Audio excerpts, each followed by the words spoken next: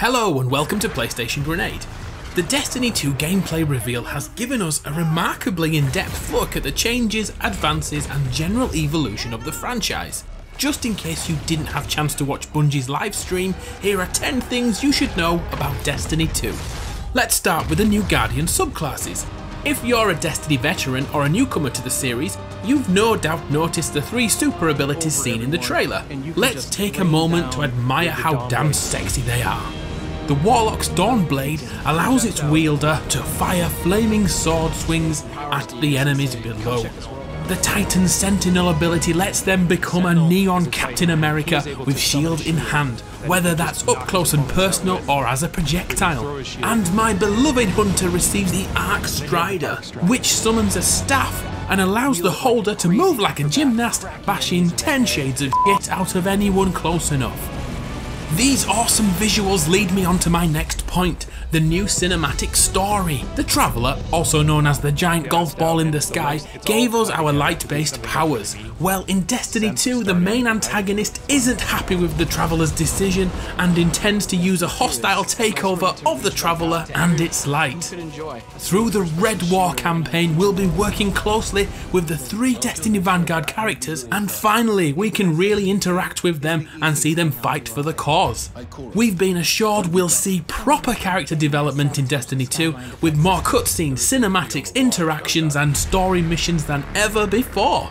If we have a new story, then we need new locations too, and we've been told about 4 thus far. The European Dead Zone may sound like something to do with Brexit, but it's in fact the home or refuge area where humanity has decided to set up shop and begin to rebuild their lives. Over on Saturn's moon, aptly named Titan, is where you'll find Zavala, also known as Chrome Dome. Or is that just me? The civilization here is built upon the ocean with struts and pillars holding up all the architecture. Cade is over on Nessus, which is overrun by the Vex, and the typical structures they created during the first game. And the final location, Io, is the moon of Jupiter, which is a sacred place to Guardians, and Warlocks in particular, so that's where you'll find Ikora. Making a return are patrols, allowing you to organically move around each location. 3-player strike missions make a return, as do endgame activities such as Nightfalls and raids. In addition to this, there are also something new, Lost Sectors, which are like hidden dungeons to fight through, side missions if you will, with a boss and loot stashes at the end. If you've played Destiny 1, you know how damn right annoying it is to spend half your life in orbit, accessing missions. Well, we've been assured that this is a thing of the past, and all PvE missions can be accessed with boots on the ground. This will be implemented through a new map system, which we'll see much more of in the future. A new slant on player versus player was hinted at too, switching from 6 versus 6 to 4 on 4. Supposedly this makes things easier to group up and play, but I'm a little skeptical of this and expected bigger lobbies rather than smaller ones. I'm sure this point will be ironed out soon, but Luke Smith did say we're moving all activities in PvP to 4v4. He went on to state that the Crucible has been rebuilt for smaller team formats. This really does worry me, but let's keep this as positive as possible. We're also getting an additional PvP game mode centered around attacking and defending specific points on each map. The concept of community came up many times in the presentation, mainly from social lead M.E. Chung, who may now be the love of my life, after Cade of course. She gave us a lovely insight into clans and guided games. The easiest way to break this down is by approaching it like Tinder. Not that I know what that is, of course. Basically, you can check out clans who give a brief explanation about themselves, and you can either join or swipe on to find another one. When you do finally choose a clan, everything you do will help that clan unlock items, which you will all be awarded. So if you can only make it online once a week, in theory you are still contributing to the cause.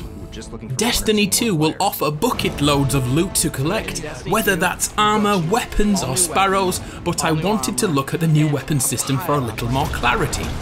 The 3 weapon slots are coming back from the first game, but instead of primary, secondary and heavy, it's now kinetic, energy and power weapon slots. This may not sound like a big change, but we may be forced to pick between a sniper rifle or a grenade launcher. Tough choice. A kinetic weapon would typically use just run-of-the-mill bullets, but the energy slot is for weapons infused with elemental damage, like electricity or fire, or as Destiny 1 gamers will know them as, Arc, Solar and Void. On the plus side, the kinetic and energy slots can be used for the same weapon types, so if you love your hand cannon, why not bring 2 of them? This will give everyone's Guardians the most freedom to choose the weapons they really want to bring, but also the stress of leaving a weapon behind. PlayStation will be receiving exclusive items which won't be going to Xbox or PC, but expect PC to receive key binding benefits or other bespoke options only PCs can really support. Hopefully you guys on Xbox will get something unique too. Oh, and by the way, PC users, you'll be using Blizzard's Battle.net for your game. You never know, this could lead to a crossover too. Anyway, I'm getting sidetracked. Destiny 2 will release on September the 8th on all platforms, with a beta coming earlier in the summer. What do you think about Destiny 2? Are you grabbing it? If you need a clan, come join me and the NinjaBreadMen. I'm Adam from PlayStation Grenade. I'll see you next time.